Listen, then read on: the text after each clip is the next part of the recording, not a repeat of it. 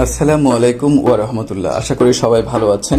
অনেকে জানতে চেয়েছেন এই হজ মৌসুমে তাদের থাকার আবাসন বাড়ি সম্পর্কে জানতে চেয়েছেন। অনেকগুলো ভিডিও তারা দেখতে পাচ্ছেন সামাজিক যোগাযোগ মাধ্যমে, বিভিন্ন মিসফালা এবং বিভিন্ন এলাকায় যে পুরনো বিল্ডিং গুলো ছিল সেখানে লাইন কেটে দিয়েছে, বিদ্যুতের লাইন, এবং অনেক মানুষজন বাইরে আছে। এই বিষয়গুলো আসলে অনেককে ভাবিয়ে তুলেছে। আমরা যেটা বলতে চাই, বাসাগুলো হজের জন্য ভাড়া করা হয়, এর বেশিরভাগই এবং নিয়ম অনুযায়ী মানসম্মত বাসা। কিছু কিছু অসাধু মানুষ হয়তো সাধারণ বা নিম্নমানের বাসা নিয়ে থাকে প্যাকেজ অনুযায়ী, কিন্তু এটা আসলে কাম্য নয়। তো সবার প্রতি যে অনুরোধ, হাজিরা যারা যাচ্ছেন তারা আগে থেকে জেনে যাবেন তাদের বাসা কোথায়, তাদের হোটেলের নাম কি, তাদের লোকেশন ইত্যাদি এখান থেকে জেনে যাওয়ার চেষ্টা করবেন। আশা করি সেক্ষেত্রে কোনো অসুবিধা হবে না। এবং লাইসেন্স ছাড়া বাসায় আসলে থাকার তেমন সুযোগ সুবিধা নেই। সাম্প্রতিক সময়ে বাসার নাম সহ বিভিন্ন কিছু যোগ করার বিষয় যোগ হয়েছে। এই কারণেই আসলে বাসা নিয়ে আগের তুলনায় অনেকটাই ঝামেলা কমেছে। তথাপি আপনারা আপনাদের প্যাকেজ অনুযায়ী আপনাদের যে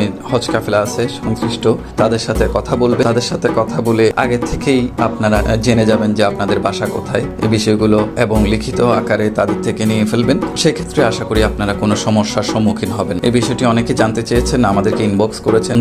এই বিষয়টি আমরা আপনাদের জন্য সবার জন্য ক্লিয়ার করছি। তো সংশ্লিষ্ট এজেন্সিকে আপনারা জিজ্ঞেস করবেন বাসা কোথায় দিচ্ছে, কি মানের বাসা দিচ্ছে এবং বাসা থেকে দূরত্ব কতটুকু, বাসার ঠিকানা সবকিছুই, নাম, হোটেলে থাকলে হোটেলের নাম, হোটেলের স্পেসিফিক লোকেশন, আপনার রুমে কয়জন থাকবে, এই বিষয়গুলো আপনারা জেনে নেবেন। আজ এতটুকুই। সবাই ভালো থাকবেন, সুস্থ থাকবেন, সুন্দর থাকবেন। সবার জন্য শুভকামনা। ধন্যবাদ সবাইকে।